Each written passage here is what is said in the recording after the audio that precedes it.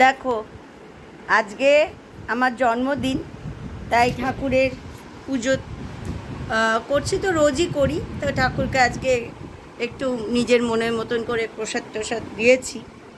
আর এখানে পাবলো বসে আছে, কতক্ষণে ঠাকুরের প্রসাদ হয়ে যাবে তারপর ও খাবে। আর আমি বসেছি ঠাকুরের নাম জপ করতে।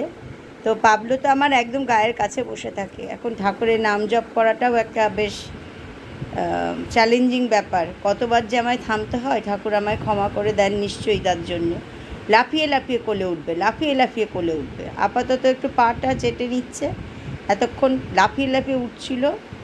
হ্যাঁ পাবলো, এবার চুপটি করে বসো, সিট করো, সিট, হ্যাঁ সিট করো। আমি ঠাকুরের নাম করব, এখন জপ করব। হ্যাঁ জপ করব, চুপ করে বসবে।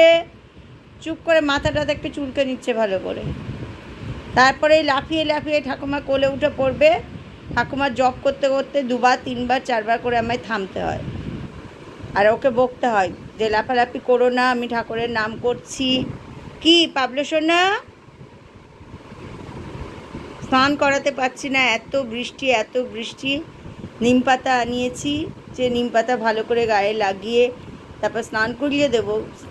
জলটা তো ঠান্ডা, যদি ঠান্ডা লেগে যায়। যাক, এখন একটু চুপটি করে বসেছে, আমি তাহলে একটু জব করে নিই। যাক, বকা দিয়েছিলাম যে তুমি আমাকে ঠাকুরের নাম করতে দিচ্ছ না, আমার জব করা হয়ে গেছে, এখনও চুপ করে শুয়ে আছে। ঠাকুরের প্রসাদ মানে যা দিই ভোগে, সেটা কখনো ভোগ, কখনো হয়তো শুকনো মিষ্টি। আজকে যেমন চকলেট, চিপস, মিষ্টি সবই দিয়েছি। আগেই নিজে একটুখানি দেখবে, দেখি দেখি ঠাকুর কি খাচ্ছে, তাই না পাবলো? এখন টেবিলের তলায় মাথা ঢুকে চুপটি করে বসে আছে, চুপটি করে বসে আছে টেবিলের তলায় মাথা ঢুকে। চলো, প্রসাদ খাবে তো পাবলো? এখন আর শান্ত ছেলে হয়ে গেছে, চুপ করে বসে আছে।